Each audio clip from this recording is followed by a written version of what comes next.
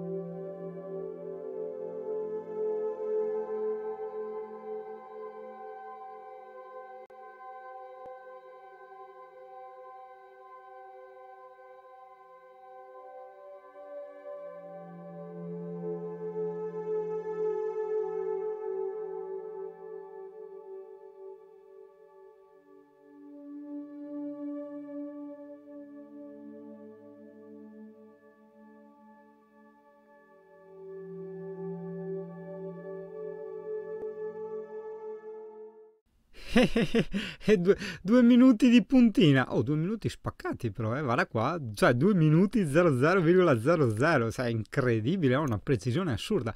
Comunque no, vabbè, quello che volevo dire, eravamo di passaggio, toccata e fuga, l'avevamo già visitata più di una volta, quindi insomma ti posso leggere dal sito del comune cosa dicono di questa abbazia. Allora, innanzitutto stiamo parlando dell'abbazia cistercense.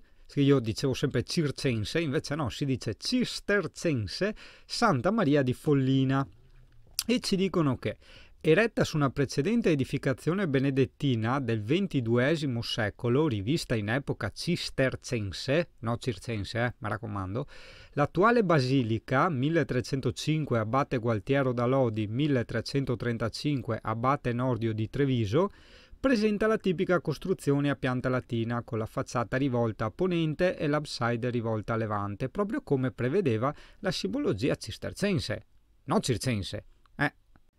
Sì, non ti vado ad elencare tutti i monumenti, gli affreschi che ci sono all'interno, se no renderei noiosa la puntata. Diciamo, te li puoi cercare su Google, sono ben descritti anche nel sito del comune di Follina, dove invece prendo questa informazione e te la giro, ossia gli orari di visita. Sai che se sei di passaggio, Follina in provincia di Treviso, è aperta l'abbazia interna, intendo, dalle ore 7 del mattino alle ore 12 e dalle 14:30 alle 19. Ovviamente dicono non entrate a gruppi durante le funzioni religiose, tradotto in lingua nostra, mentre che gli devo far messa, insomma, ecco.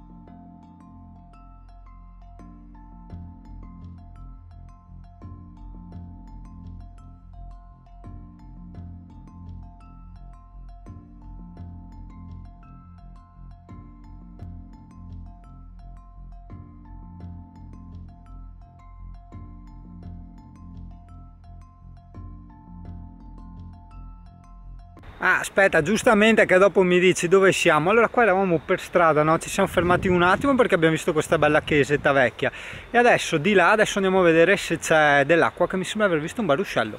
Beh, oddio, è tipo un po' melmoso, però adesso vediamo perché c'è il sentierino che porta avanti. Oppure qua è melmoso, magari più avanti è più bello.